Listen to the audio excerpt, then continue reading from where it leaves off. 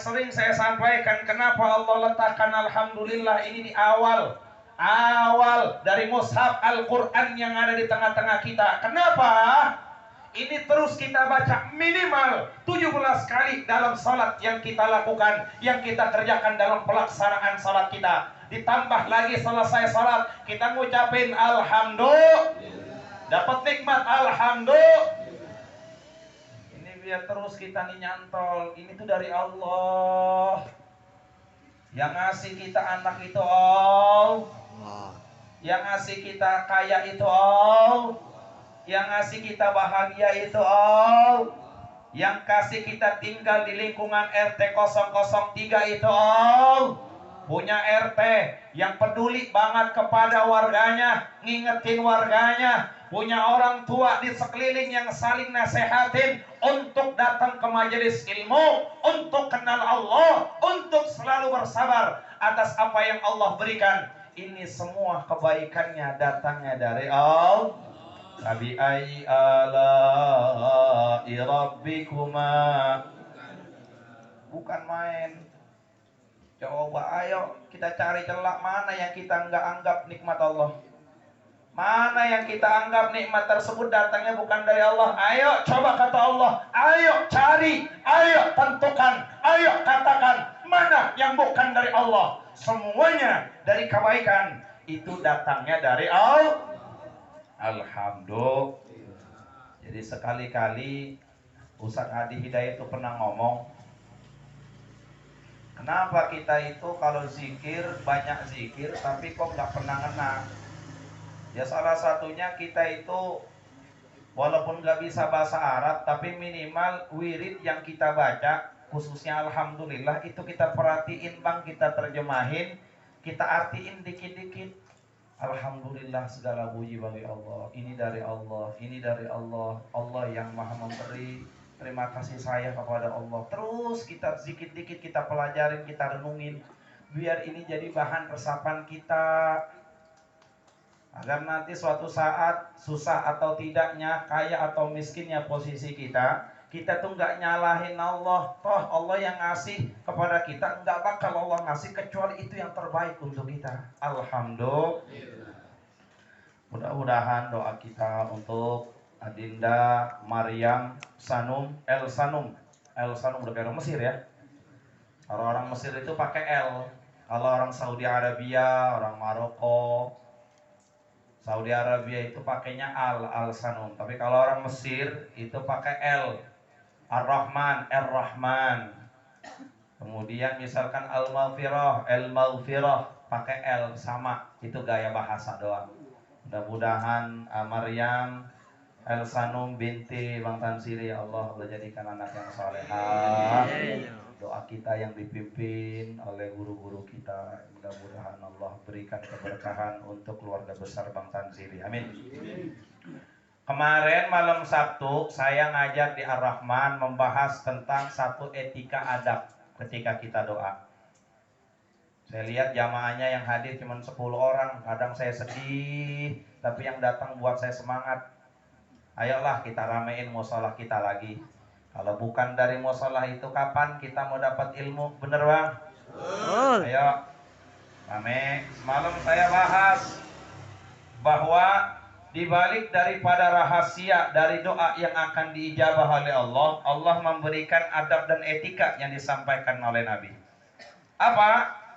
Salah satu adab ketika Rasulullah jelaskan, "Idza sa'altumullaha fas'alu bi butuni aqfikum wa la tas'alu bi dhuhuriha."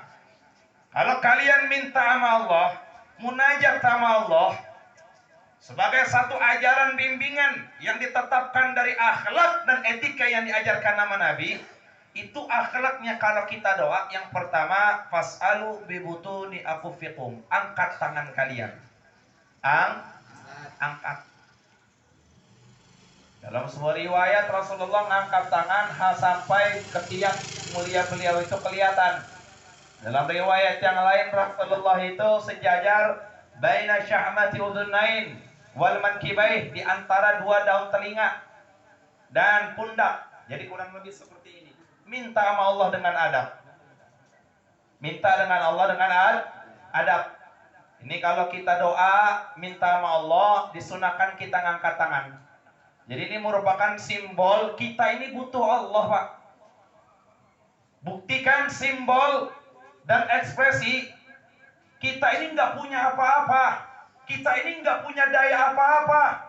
Kita tanpa Allah ini nggak bisa apa-apa. Maka simbol dan aturan dari ketetapan adab ketika kita doa itu disuruh sama Rasulullah ngangkat tangan. Ini kalau doa sendiri. Ustaz, bagaimana kalau doa jamaah yang ngangkat tangan juga? Cuman di sini saya ingetin kalau kita mimpin doa, sunnahnya memang ngangkat tangan. Cuman jangan pakai doanya lama-lama. Bener nggak kira-kira? Kadang-kadang ada yang mimpin doa, ada selebar bawakan doa dibaca. Kadang doanya doa tahlilan, yang dibaca doa nisfu Sya'ban, yang dibaca doa malam Lailatul Qadar. Bukan salah, tidak, tapi ini kias yang dijelaskan oleh ijma'an lil Imam Abi Zakaria Yahya ibnu Syaraf An-Nawawi. Kalau satu ketika kalian mimpin doa berjamaah, yang kemudian lama dalam berdoa, kemudian makmumnya yang angkat tangan ini capek, maka boleh diturunkan. Sebagaimana dikias dalam pelaksanaan salat, dalam sebuah hadis yang sahih dari Nabi, "Aidza amamta," kalau kalian imam, falyukhaffif. Maka ingat, jadi imam itu jangan nyusahin makmum, jangan bebanin makmum. Jangan pakai baca Al-Kahfi atau mungkin Al-Waqiah pas salat maghrib. Kenapa? Karena banyak orang tua, banyak orang yang ninggalin tokohnya, banyak orang yang banyak hajat dan keperluannya untuk keperluannya dalam kehidupan dunia. Benar? Jadi kalau kita imam kan nggak ada bedanya sama kita doa. Kita imam, belakang ada makmum, begitu juga mimpin doa. Maka saya tuh diajarin sama Buya, sama Kiai kita, Kiai Turmuzi. Lihat, dari adab ketika beliau ini mimpin doa, nggak pernah lama. Di situ saya tangkap, oh ini yang dijelaskan oleh Imam Nawawi, ini yang dijelaskan oleh para guru-guru kami. Ustaz, berarti nggak boleh doa lama dong. Dalam sebuah riwayat Rasulullah itu ditanya oleh sahabat, faidannya Rasulullah nakfur. Maka bagaimana kalau doanya saya banyakin? Allahu Akbar, kata Rasulullah. Kalau kalian mau banyak doa, itu jauh lebih banyak. Dan ibadah yang akan diterima, itu sebanyak perkataan yang kalian akan lakukan dalam doa yang kalian munajatkan. Artinya di sini ditangkap oleh ulama kita, kalau kita mau doa banyak, itu boleh. Tapi doanya di doanya untuk hajat sendiri. Benar bang? Karena dalam sebuah hadis, al-qulubu aw'iyah wa ba'duha li ba'din aw'a.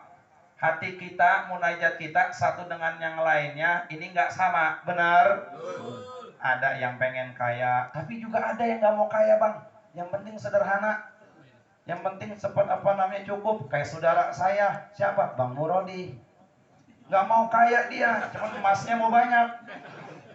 Alhamdulillah. Itu adab supaya kita doa, dan doa kita ini khusyuk. Karena kalau orang nggak khusyuk doanya, walaupun ngucapin amin, walaupun tangan yang keangkat, itu kata Rasul, wa idza sa'altumullaha wa antum muqinun. Kalau kalian doa itu sinkronin hati kalian, tangan kalian, sikap dan adab kalian. Artinya apa? Khusyuk dalam sholat. Itu salah satu adab. Kemudian kata Rasulullah sallallahu alaihi wasallam, Allah akan ijabah dan Allah akan terima, Allah akan kabulkan doa kita selagi yang kita minta itu bukan perkara dosa dan memutuskan silaturahim. Maka Allah akan kabulkan kita dalam 3 jalur, dalam 3 hal. Apa? Yang pertama, wa imma an tu'ajjala lahu da'watuhu. Ada kalanya doa kita yang setelah adab tersebut kita tunaikan, itu ada kalanya langsung Allah ijabah. Allah kasih cash, doa kita langsung dikabulin. Ini yang pertama. Atau yang kedua, wa imma ayyudakhira fil akhirah. Ada kalanya Allah nggak kabulin di dunia dari apa yang dia minta, tapi Allah jadikan tabungan di akhirat. Artinya begini saya logikakan. Secara hitungan-hitungan sekolahan, kalau nilainya 4,5, rapotnya merah. Benar? Benar? Itu kira-kira kalau nilai kita 4,5, kira-kira naik apa kagak? Oi. Kira-kira naik kelas apa kagak kalau kita kontennya merah? Kagak naik. Secara hitung-hitungan, saat dihitung dari seluruh amaliyah yang kita kerjakan di hadapan Allah dalam kehidupan dunia, ini pas dihitung di hadapan Allah, nilai kita cuma 4,5 bang. Hitung-hitungannya nggak selamat di akhirat. Hitung-hitungannya rapot kita merah, nggak selamat di akhirat. Tapi saat itu juga Allah berikan satu tabungan yang kemudian setelah digabungkan dari amaliyah kita, digabungkan oleh nilai kita yang awalnya 4,5, itu setelah digabungin jadi 7,5. Kira-kira naik kagak kira-kira? Naik. Kalau kira-kira konten kita 7,5, itu kira-kira naik kelas apa kagak? Naik kelas. Timbul pertanyaan, dari mana tambahannya sehingga nilai kayak saya kok jadi 7,5? Yang awalnya hitung-hitungan saya itu gak selamat. Oh, dulu pas ngaji sama Kiai Haji Ubaidillah, pas sama Kiai Turmuzi dijelasin, yang gak ada satu doa yang mungkin kita munajat sudah kita tunaikan adab dan akhlaknya, namun di sisi lain kita kembalikan bahwa yang menentukan kebaikan adalah Allah. Mungkin di dunia saya doanya nggak dikabulin, tapi saya yakin ini menjadi amaliyah dan tabungan yang baik kelak nanti pada saat di akhirat yang akan bisa menyelamatkan dan memberikan manfaat untuk saya kelak nanti pada saat di hadapan Allah Subhanahu. Naik kita, alhamdulillah. Atau yang ketiga, wa imma, ada kalanya ayyasrifa anisu'i mithliha. Ada kalanya Allah ganti dari nilai-nilai yang baik yang lain bang. Kita mintanya sehat, kita mintanya kaya. Sehat kaya, sehat kaya. Emang itu doang yang kita minta? Benar? Sehat kaya, sehat kaya, sehat kaya. Tahu-tahu jatuh miskin. Tahu-tahu jadi miskin, tahu-tahu sakit pula. Loh kok kenapa? Iya enggak. Oh, iya enggak. Mungkin doa kita enggak segera dikabulkan oleh Allah, atau mungkin Allah jadikan tabungan, atau yang ketiga, mungkin dari apa yang kita minta itu langsung tidak Allah kabulkan, tapi Allah ganti dengan nilai-nilai yang baik. Dari apa? Contohnya Allah berikan kita keturunan yang soleh dan soleha. Amin. Saat kita mungkin minta kaya, ya Allah, Allahumma aghnini, Allahumma aghnini, ya Allah berikan saya kaya, berikan saya rumah. 15 tahun udah doa tapi kok nggak kaya-kaya ya. Itu kan timbul pertanyaan, benar nggak?